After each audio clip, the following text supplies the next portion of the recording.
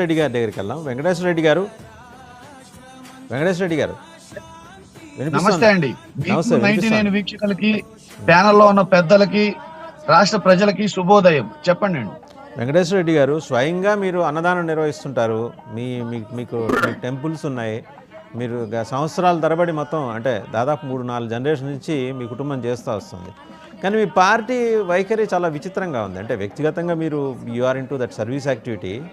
మీరు ఎందుకు ఈ ఉడుకుమోత్తనం ఎందుకండి? ఏదో గవర్నమెంట్ వచ్చింది, 90 రోజులు అవుతోంది, ఓ మంచి కార్యక్రమం చేస్తుంది. చేసే మంచి కార్యక్రమాన్నైనా మీరు స్వాగతించాలి కదా. దాని మీద వ్యంగ్యాస్త్రాలు, ఉడుకుమోత్తనంతో కూడుకున్న వ్యాఖ్యలు చేయడం ఎంతవరకు కరెక్ట్ అంటారు వెంకటేశ్వర రెడ్డి గారు? మేము ఉడుకుబోత్తనంతో చెప్పట్లేదండి.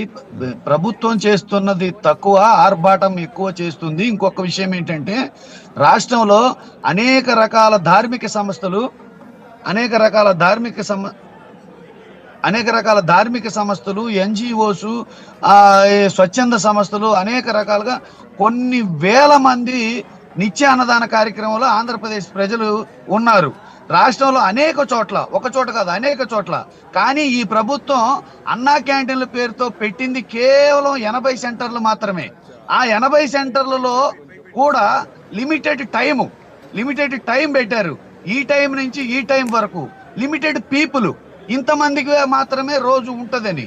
ఈ ఇంతమందికి రోజు ఉంటుందనే దాంట్లో మేమేమంటామంటే, దాతలు రావడం అనేది గొప్ప విషయం.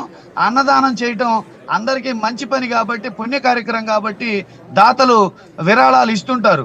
మేము ఆ దాతల యొక్క విరాళాలని మిస్యూజ్ చేయకుండా, ఆ దాతల యొక్క ఎవరైతే దాతలు ఉన్నారో ఆ దాతల యొక్క గొప్పతనాన్ని, ఆ దాతల యొక్క పేరు ప్రతిష్టల్ని, వాళ్ళు ఎవరైనా పుణ్యం కోసం, పేరు కోసం దానం చేస్తుంటారు. వాటన్నిటిని తీసుకొని మరుగున పెట్టి ఈ ప్రభుత్వం ఏదో చేస్తుంది, ప్రభుత్వం ఏదో ఎరగబడి చేసింది అనే పేరుని సంపాదించుకోవడం కోసం చేస్తుందని నేను అంటాను. కేవలం 20 అండి, 175 నియోజకవర్గాల్లో 80 సెంటర్లు అంటే, ఏ ఆకలి వేసిన వాడైనా కనీసం ఆ సెంటర్కి వెళ్ళాలంటే మినిమం 100 కిలోమీటర్ల పైన వెళ్ళాలి. మీరు పెట్టే 5 రూపాయల భోజనానికి ఒక ఆకలి వేసిన వాడు, దూరంగా ఉన్నవాడు వెళ్ళాలంటే 100 కిలోమీటర్ల పైన వెళ్ళాలి. అన్ని సెంటర్లలో ప్రభుత్వం విరివిగా అందరికీ అందుబాటులో అన్లిమిటెడ్ గా టైముని లిమిట్ చేయకుండా కనుక పెట్టగలిగితే దాతల దగ్గర విరాళాలు తీసుకున్న మంచి పనే. విరాళాలు తీసుకోవడం తప్పని అనట్ల. ఆ విరాళాలని మిస్యూజ్ చేయొద్దు. మీ విరాళాలు తీసుకొని ప్రభుత్వం ఏదో ఆర్భాటంగా చేస్తున్నట్టు, సొమ్ము ఒకటిది సోకొకటిది అన్నట్టు తప్పాలు కొట్టొద్దు అనేది మా ఉద్దేశం.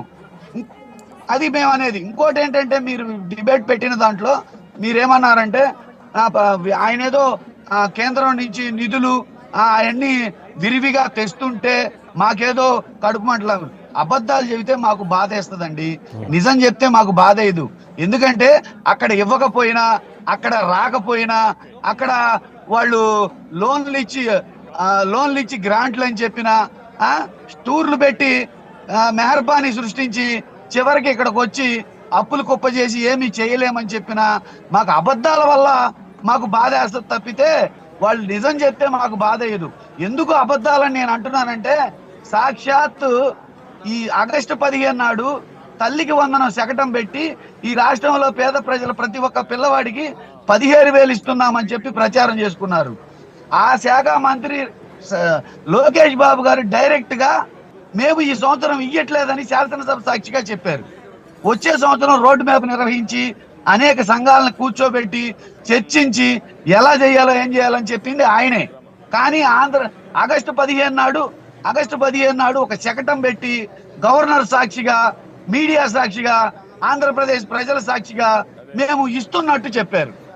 అట్లానే రైతు సాయం కూడా ఒక వ్యవసాయ శకటం పెట్టేసి రైతులకి సాయం చేస్తున్నట్టు చెప్పారు. వ్యవసాయ సాయం ఇంతవరకు చేయలేదు. విత్తనాలు కోసం రోడ్ల మీద క్యూలు కట్టి నిలబడి ఉన్నారు. ఇవన్నీ ఒక పక్క జరుగుతుంటే ఒక పక్క నిజంగా చేస్తున్నట్టు, నిజంగా వేల కోట్ల అప్పు తెచ్చినట్టు, వెంకటేశ్వర రెడ్డి గారు, వ్యవస్థలు అంతకు ముందు ఏదో వెంకటేశ్వర గాడి రెడ్డి గారు, చెప్పినట్టు, వెంకటేశ్వర ఈయన రెడ్డి వచ్చి గారు, గాడిలో పెట్టినట్టు, మీరే గాడిలో మీరే పెడుతున్నట్టు మాట్లాడండి. ఒక ప్రశ్న అండి, సృష్టిస్తున్నారు. ఒక ఎఫర్ట్ జరుగుతోంది, ఆయన ఏదో పెడుతున్నారు, ఆయనకున్న ఆ, ఏది ఆ సీనియారిటీ, ఒక 40 ఏళ్ళుగా ఉన్న విశేషమైన అనుభవం, అలాగే కేంద్రంలో ఉన్న పెద్దలతో ఉన్న సాన్నిధ్యం ద్వారా వివిధ మంత్రిత్వ శాఖలకు నిధులు ఎలా రాబట్టాలో ఆ ప్రయత్నంలో ఆయన ఉన్నారు. We have to welcome that. అంటే ఒక మంచి ప్రయత్నం. సరే, ప్రభుత్వం ఏదైనా చెడ్డ పని చేస్తుంటే విమర్శించండి కాదంట్లా, కానీ ఒక మంచి ప్రయత్నం జరిగినప్పుడు స్వాగతించడానికి మీకు వచ్చిన ఇబ్బంది ఏంటి? దీన్నే ఉడుకుమోస్తాను అంటారు. సార్, ఆయన ప్రయత్నాన్ని మేము ఎక్కడ తప్పు పట్టట్లేదు, కానీ తేకుండా తెచ్చినట్టు, జరగకుండా జరిగినట్టు అని అబద్ధాలు ఆడుతున్నారు చూడండి. వాటి గురించి మాట్లాడుతున్నాం మేము అనేది. ఆయన ప్రయత్నం చేయాలి, రావాలి, రాష్ట్ర ప్రజలు బాగుపడాలి. అది నిజమైతే నిజం కాకుండా, ఆ ప్రయత్నం సఫలం కాకుండా, తేకుండానే తెచ్చినట్టు, ఇవ్వకుండానే ఇచ్చినట్టు, పేద ప్రజలకు అన్నం పెట్టకుండానే పెట్టినట్టు, స్కూల్ పిల్లలకి భోజనం లేకుండానే ఉన్నట్టు, విద్యార్థి తల్లికి వందన ఇవ్వకుండానే ఇచ్చినట్టు, రైతు సాయం ఇవ్వకుండానే ఇచ్చినట్టు చెప్పుకోవడం, అది ఒక ప్రభుత్వమే అలా అబద్ధాలు ఆడటం తప్పు కదా. రైట్. డాక్టర్ ఏఎస్ రావు గారు కూడా